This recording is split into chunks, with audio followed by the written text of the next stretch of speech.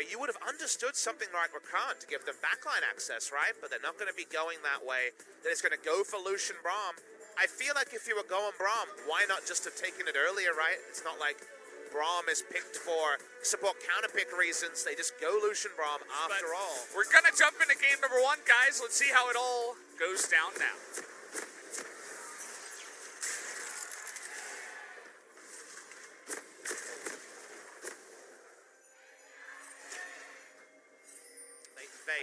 And score, sadly, we'll have to. Actually, no, it's going to be a 2-on-2 here as Kingin is Akali at level 1. They're just going to turn onto her and not quite get the kill yet. They don't want to blow any flashes or anything like that, but Smite comes down. Score trying to stay alive here, but he goes down after the flash too.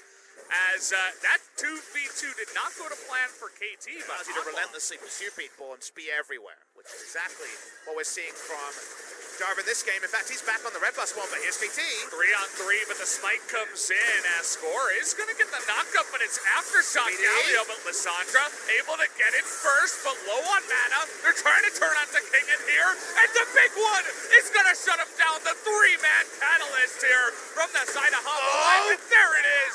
He able to get the follow-up, and Tempest is trying to auto everybody down. Is going to get the red buff. Should be able to get another kill here on a Snowflower. There it is. Will be the double kill. And 3 kills in total, actually, going to Tempt. While someone who has an expensive build, the fact that it's Corki and now might actually get his items ahead of the clock is so scary for KT. You're watching the replay here. The moment that he got disengaged, I really like the decision Moojin made. He doesn't hit level 6 till specifically King goes down, and while his ult is a one-way trip to the death chamber, they're all stuck in a spot and no one has an escape. Tempt just sitting there autoing the entire time with the Gatling gun too. I know. It's ridiculous. And this is Corki before he had any items. He had a cull and a ruby crystal. I think those were his items. 좋아요. 집갈게 그냥 이거. Get in there, no flash. Nice, nice. Just...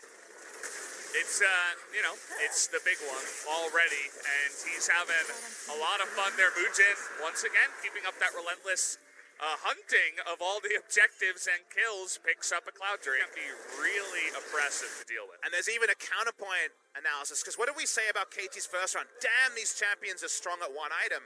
What happens when a Lucian or a Lissandra or a Rek'Sai is behind in items, Valdez? Well, in this lane, especially if it's early, but I'm going to hold that thought as we're dunking onto the bottom lane. There's the Cataclysm straight onto Gango's face as Snowflower will be able to get out, but a nice combination to pick up a kill for the bottom side. That was actually really good synergy there. Moojin held on to his ult for a long time as Sangyu went backline.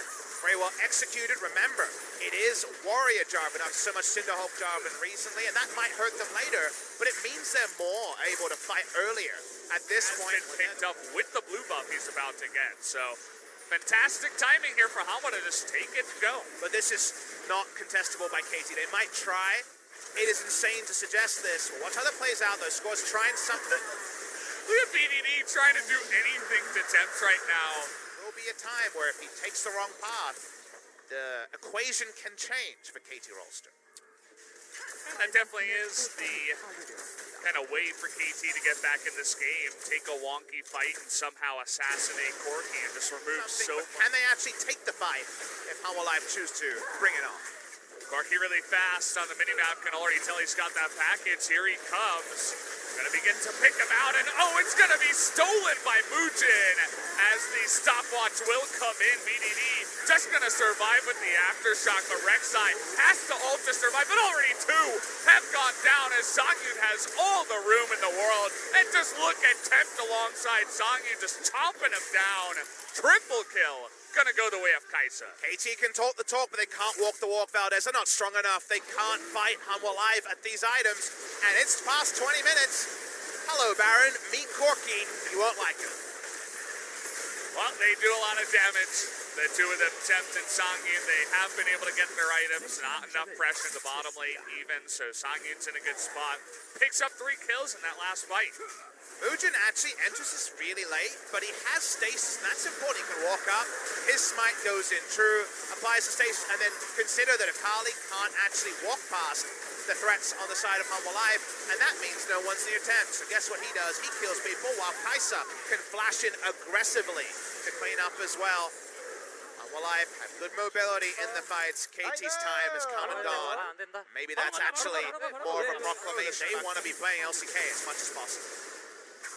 Again, trying to make something happen. Speaking of guys that aren't always starting, but Redemption gonna help out there. Not even sure if he would have won that trade down the level even as the Baron push continues up in the top side. BDD always threatening and engaged, but it's 3-on-4, scored nearby, but no real way to get in there just yet. But Moojin has taken a little bit of damage, so they're not gonna push on into that inhibitor just yet. Very much about playing minion waves when it's the first Baron buff, because you get very few stats around a 20-minute Baron. Scale's much heavier. Back-ended to the 40-minute phase. However, the minions, if you're pushing the minion waves enough, are very strong in the early game. And as we know, if the minions are in position, that means Tempted Sangyu can rain in the damage. However, showing good respect here. Humble Life are not playing like they have a 10,000 gold lead. They're showing respect. Here we go now as Snowflower is going to start off that engage. Doing a bit of damage here to Sohan and Moojin, but the Galio going to zone the ball out. But in goes BDD. Is going to be able to pull off his ultimate and score. Does get that damage in the backside, but he's too squishy now. The Cataclysm going to trap everybody else, and it's just going to be the 2-for-1 here for KT. For an 80 carry. But that's the only sign from their play and items that they're snowballing and want to close it out early. They know there's so many carries on Humble's side that it's very likely Sangin will swoop in and actually get Hurricane Bolts up. Really looking for that opportunity to engage and catch them out at the Dragon, but it does not go the way they plan. As they do the turret, they don't even need Baron, just the pushing that comes in, and Tempted Sangin just getting in there. Snowflower, you gotta be careful, buddy. That's a really fed Corky. As down goes the inhibitor. We're gonna take their first one here, Baron, in about 30 seconds. So just going to... I'm gonna be listening to your play-by-play. Oh, hold on. Hey, trying to burst him down, but BDD is just all alone here. Gonna get dunked as... that was a bit out of sync there, Valdez. Really out of sync. Not sure what that was. But I want to hear the adjectives you use to describe how much damage 25-minute or 27-minute Corky will be doing. Because I think a lot of the more large adjectives or stronger adjectives might actually be vindicated. This much gold, and you find an 80 carry who seems to be alone. You gotta take some risks, right? So, speaking of, culling comes out as BDD might be doing it again. Is the second time the charm. As okay, well that's gonna land. Doesn't look like we're gonna go in on that one as super minions are hitting the Nexus turrets. Okay, as Humble Life going to be pushing on in, going 5v4 in a very wonky fight that nobody actually died in.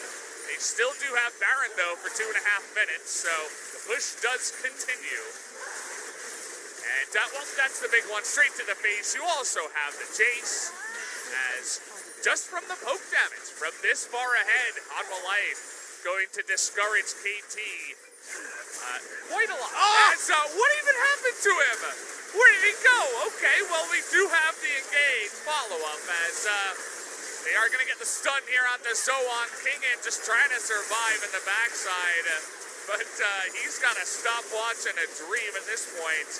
As he's going to go down, and Temp should be at that 1,000 gold bounty at this point. 700, whatever you want to call it. GG is going to go the way of Humble Life, who stomped KT in game 1. Sohan and Moojin pick up their first game victory of LCK Spring in the final series at Humble Life. Has been able to play. It was not until the season was over that we finally saw Moojin brought back into the lineup, and so on. Also getting a starting spot. But the level 1 here from KT was super abysmal. It was really poor on almost every level. Yes, it was a 2v2, but the moment the vision went down on score, Jace has more